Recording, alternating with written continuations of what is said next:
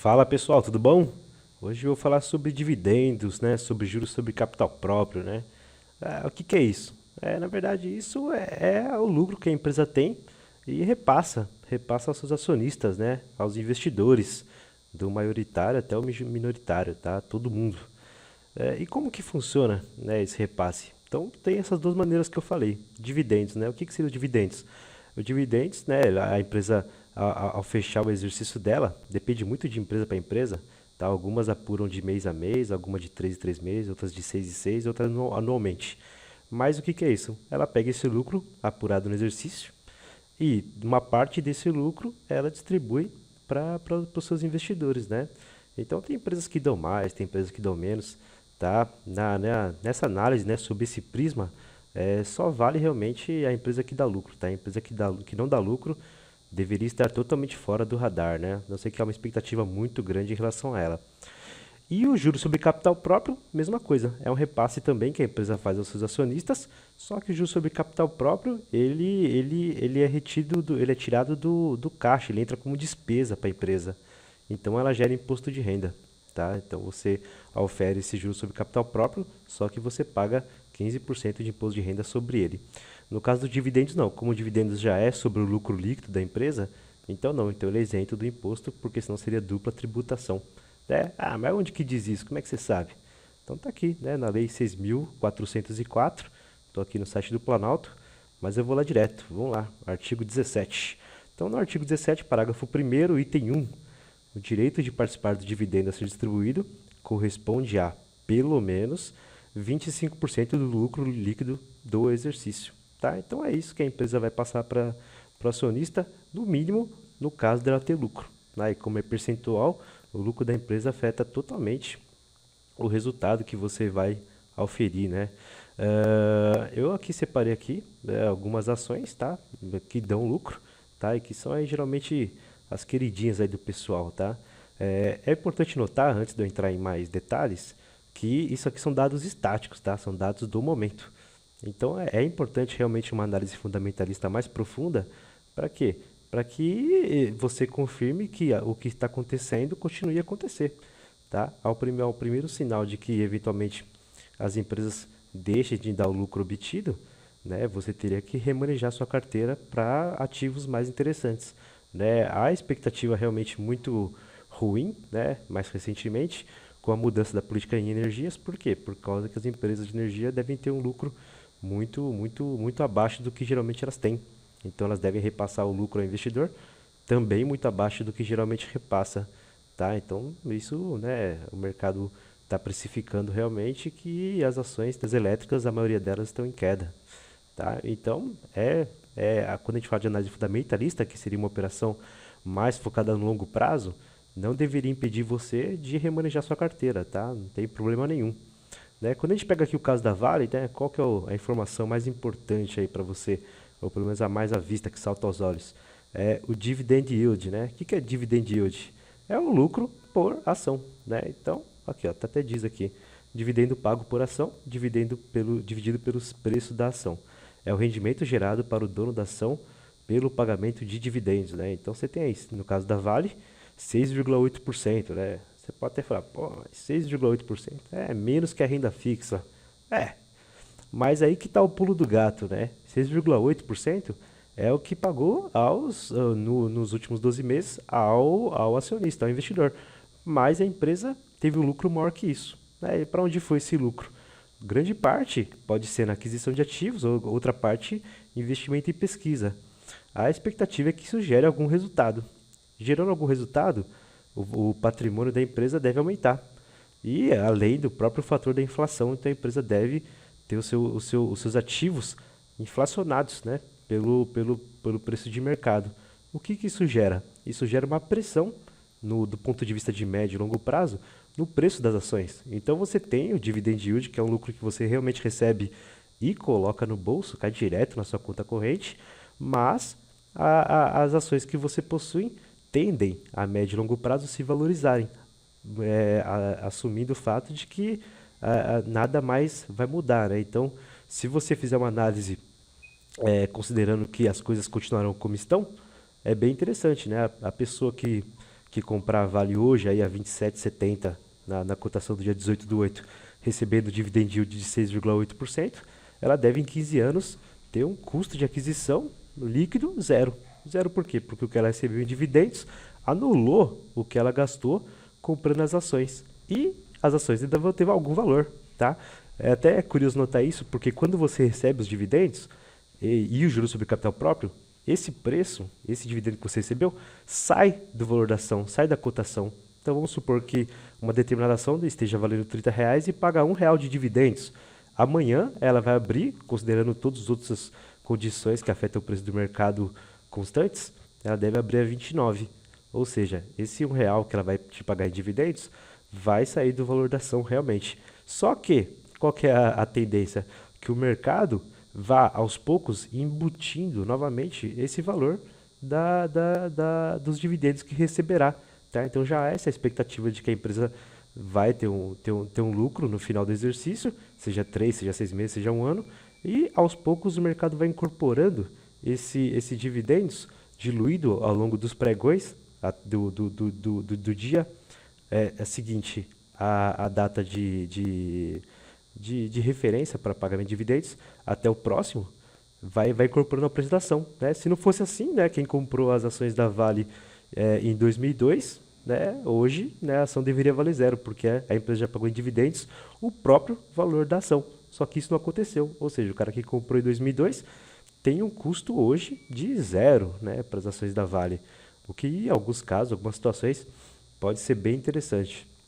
Você tem que adicionar, então, o dividendo que você recebeu, tá, que você recebe a cada exercício, mais a pressão, né, a expectativa de que o preço da sua empresa naturalmente inflacione, mais a expectativa de crescimento, ou seja, vamos supor que o mercado da Vale aumente, então há uma expectativa de crescimento em relação a ela, ou que ela gaste menos, então há uma expectativa de que o lucro da empresa aumente. E a própria valorização das ações em virtude da solidez que ela tem, tá? Do rating que ela tem, da classificação que ela tem. Então, todas essas informações que eu te passei, todos esses fatores combinados, te dá uma projeção de crescimento e faz com que você faça uma operação realmente de longo prazo. Principalmente, como até é o caso da Vale atualmente, o preço sobre o valor patrimonial é de 0,98, ou seja, você não está pagando caro pela empresa. O que está afetando aqui realmente é a expectativa de crescimento, que no caso do mercado chinês pode começar a ser ruim, pode entrar não numa estagnação, tá? Mas não crescer aos mesmos passos que anda crescendo. Por isso que vale sempre você analisar, e no nosso módulo sobre análise fundamentalista a gente vai fazer um estudo profundo, tá? Então esse trabalho de garimpo de ações que pagam dividendos, que são lucrativas, é uma coisa que tem que fazer com muito cuidado, analisando um conjunto enorme de fatores, tá? Mas falando em dividendos, né, não tentando ampliar muito o tema, então você clica aqui, né, dados históricos, proventos. Aqui no proventos você tem o histórico completo do que a empresa anda pagando em dividendos, do que ela pagou ao longo da história dela, tá? Inclusive, isso aqui é um sinalizador muito interessante, por quê? Porque vai te mostrando como que anda o resultado da empresa, né? Então a empresa está gerando mais lucro, está gerando menos lucro, e você consegue acompanhar isso e ver se ela está numa curva ascendente ou descendente, né? Então eu separei aqui também a Ambev, ó. Então no caso da Ambev, o dividend yield dela está um pouquinho baixo, né? 3,4%. Mas por quê? Porque a empresa está muito cara, a cotação dela está muito cara, né? Tanto que o preço sobre o valor patrimonial está 6,21. Então tá caro. Então é uma empresa boa, empresa lucrativa, tá? Tem um resultado realmente muito alto, mas em virtude do preço da ação estar alto, você tem um dividend yield baixo. Tem um dividend yield baixo por quê? Porque estão negociando a ação a um preço muito alto, né? Então o resultado que gera por ação é baixo. Só que a expectativa dela é muito grande, né? Porque é uma empresa que praticamente domina aí o mercado de cervejaria, tá? Achar a condição ideal realmente é sempre muito difícil. Você achar uma empresa que esteja sendo negociada a valores baixos, que pague, né, uma distribuição de dividendos alta e que há uma expectativa de crescimento, é uma combinação muito rara, tá? Geralmente a gente pega a melhor situação possível. Somado a isso, você também pode alugar suas ações. Então você vai continuar recebendo os seus dividendos vai continuar recebendo juros sobre capital próprio, continua mantendo aquela expectativa em relação à empresa e você ainda tem um plus, né? O que é esse plus? É a alocação de ações. Então você deixa para os especuladores lá que querem fazer operações mais constantes, mais diárias, para eles alugarem suas ações e vão te pagar por isso. Então, como a sua visão é de longo prazo, é bem interessante. E no caso de você, por alguma razão, alguma mudança nas condições atuais, resolver desfazer da posição, seja até para entrar numa outra oportunidade mais interessante, você faz. Então, o trabalho do fundamentalista, ao passo que é de longo prazo, no sentido de expectativa de resultados, ele é de curto prazo no sentido de estar sempre reavaliando as suas posições, sempre procurando outras oportunidades. E dessa maneira, ele vai distribuir a sua carteira, mantendo uma quantidade interessante de empresas em sua carteira, tá? Mas eu recomendo 5, no máximo 10 empresas, até para aquela questão que eu falei na outra aula, de você ser especialista no ramo de atividade da empresa, na situação da empresa, na realidade dela. E o que acaba sendo bastante interessante, por quê? Porque você faz essa distribuição, faz esse equilíbrio entre o número de ações que você opera, que você atua, que você é sócio, que você tem em carteira, e ao passo que alguma delas, seja por qualquer razão, seja por conjectura ou seja por mudanças na política em relação ao investidor em especial da empresa ou até na sua política de investimento, você diminui a exposição a ela e entra em outra, ou aumenta a sua posição em outra, ou entra numa nova oportunidade. Então, esse balanceamento é muito importante para que você não fique exposto exageradamente numa empresa que não te dá as mesmas condições que te deu quando você comprou primeiramente, tá? E então aqui, no caso da Ambev, vamos para a próxima. A Tractebel, né? Tractebel. É uma empresa de energia, então não há uma expectativa um pouco temerária em relação a ela, mas né, os dados estão lá, né? Então 4,2% de dividendos, bem interessante também, mas o preço sobre o patrimônio continua um pouco elevado, tá? A próxima que a gente tem é a Metal Leve, já o mercado não tão exposto assim, bem interessante. E dividendos muito alto, né? 7,2%. Esse é o ano, tá? Essa taxa. E o preço dela já não está tão alto. Então, é esse trabalho de garimpo, ir procurando, ir pesquisando.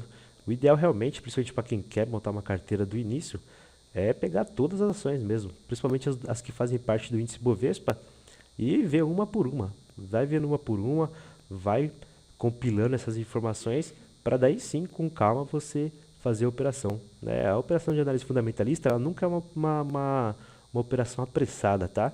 É melhor você atrasar a montagem da sua carteira uma semana do que ter dor de cabeça com uma empresa virtualmente aí para a vida toda, né?